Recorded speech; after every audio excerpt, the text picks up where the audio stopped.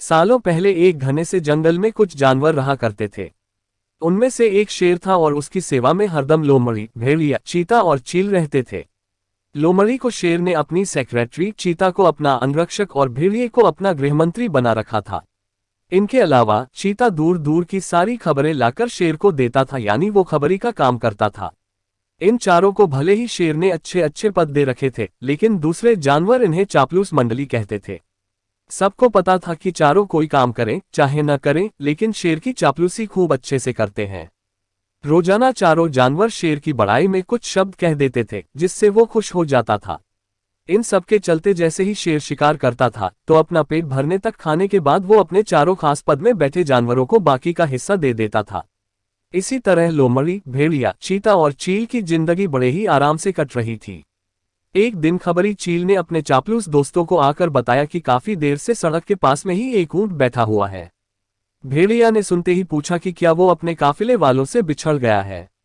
चीते ने इस सवाल को सुनते ही कहा कि चाहे जो भी हो, हम उसका शिकार करवा देते हैं शेर से। उसके बाद कई दिनों तक आराम से उसे खाएंगे। इस बात को सहमति देते हुए लोमड़ी ने कहा कि ठीक है, मैं जाकर राजा से यह बात करती हूँ। इतना कहकर सीधे लोमड़ी शेर के पास पहुंची और बड़े ही प्यार से बोली, महाराज, हमारा दूत खबर लेकर आया है कि एक ऊंट हमारे इलाके में आकर सड़क के किनारे में बैठा हुआ है। मुझे किसी ने बताया था कि मनुष्य जिन जानवरों को पालते हैं उनका स्वाद काफी अच्छा होता है, एकदम राजाओं के खाने के लायक। अगर आप कहें तो मैं यह ऐलान करवा दूं कि वह ऊंट आपका शिकार है। लोमड़ी की अच्छी बातों में आकर शेर ने कहा, ठीक है। इतना कहते ही वह उस जगह पर पहुंच गया जहां ऊंट बैठा हुआ था। शेर ने देखा कि वो ऊंट काफी कमजोर है और उसकी आंखें भी काफी पीली हो चुकी हैं। उसकी ऐसी हालत शेर से देखी नहीं गई। उसने ऊंट ने पूछा कि दोस्त, तुम्हारी ऐसी हालत कैसे हो गई? कराहते हुए ऊंट ने जवाब दिया, जंगल के राजा, क्या आपको नहीं पता कि सारे इंसान कितने दयाहीन होते हैं? सारी उम्र मुझसे एक व्यापारी ने माल ढुलाया। अब मैं बीमार हो गया तो उसने मुझे अकेले मरने के लिए छोड़ दिया। उसने सोचा कि मैं उसके किसी काम का नहीं रहा, इसी वजह से अब वो मुझे अपने साथ नहीं रख रहा है और न ही मेरा इलाज करवा रहा है। अब आप ही मेरा शिकार कर दीजिए ताकि मुझे इस दर्द से मुक्ति मिल जाए। इन सब बातों को सुनकर शेर काफी दुखी हुआ। उसने ऊंट से कहा कि अब तुम इसी जंगल में रहोगे हमारे साथ। यहां तुम्हें कोई भी नहीं मारेगा।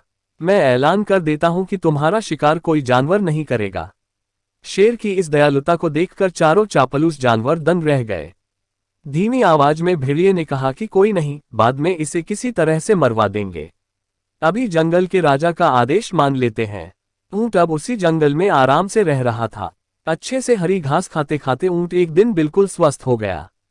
वो हमेशा शेर के प्रति आदर भाव रखता था और शेर के दिल में भी उसके लिए दया और प्रेम की भावना थी। अब शेर की शाही सवारी भी स्वस्थ ऊंट निकालता था। वो शेर के चारों खास पदाधिकारी जानवरों को अपनी पीठ पर बैठाकर चलता। एक दिन चापलूस जानवरों ने जंगल के राजा शेर को हाथी का शिकार करने के लिए कहा। राजा भी मान गया, लेकिन वो हाथी पागल था। उसने शेर को बुरी तरह से पटक दिया। किसी तरह से शेर पागल हाथी से बच तो गया, लेकिन उसे काफी चोट लग गई। अब बीमार शेर बिना शिकार किए किसी तरह से अपनी जिंदगी जीने लगा। उसके सेवक भी भूखे थे। उनके मन में हुआ कि आखिर ऐसा क्या करे कि कुछ खाने को मिल जाए। फिर उनका ध्यान हटे कट्टे हो चुके ऊंट पर गया। सबने मिलकर एक तरकीब सोची और राजा के पास चले गए। सबसे पहले भेड़िए ने कहा कि महाराज, आप कितने दिनों तक भूखे रहेंगे? मेरा शिकार करके मुझे खा लीजिए, आपकी भूख मर जाएगी। फिर चील कहने लगी कि राजा साहब, भेड़िए का मांस खाने लायक नहीं होता है, आप मुझे खा लीजिए। चील को पीछे धकेलते हुए लोमड़ी बोली, तुम्हारा मांस इनके दांतों में ही लगकर रह जाएगा, आप इसे छोड़िए, मुझे खा लीजिए। एकदम से फिर चीता बोला कि इसके शरीर में आपको सिर्फ बाल ही मिलेंगे, आप मुझे खाकर अपनी भूख मिटा लीजिए। ये सब उन चापलूस जानवरों का नाटक था जिसे ऊंट नहीं समझ पाया। उसने भी एकदम से कहा कि महाराज, मेरी जिंदगी तो आपकी ही दी हुई है, आप इस तरह से भूखे क्यों रहेंगे? आप मुझे मारकर खा लीजिए। चारों चापलूस जानवरों को इसी बात का इंतजार था। उन्होंने एकदम कहा कि ठीक है महाराज, आप ऊंट को ही खा लीजिए। अब तो ये खुद ही कह रहा है कि मुझे खा लो और इसके शरीर में मांस भी काफी ज्यादा है। अगर आपकी तबीयत ठीक नहीं लग रही है तो इसका शिकार हम कर देते हैं। इतना कहते ही चीते और भेड़िए ने मिलकर एक साथ ऊंट पर हमला कर दिया। कुछ ही देर में ऊंट की मौत हो गई। कहानी से सीख, अपने आसपास चापलूस लोगों को नहीं रखना चाहिए। वो हमेशा अपने फायदे की ही सोचते हैं।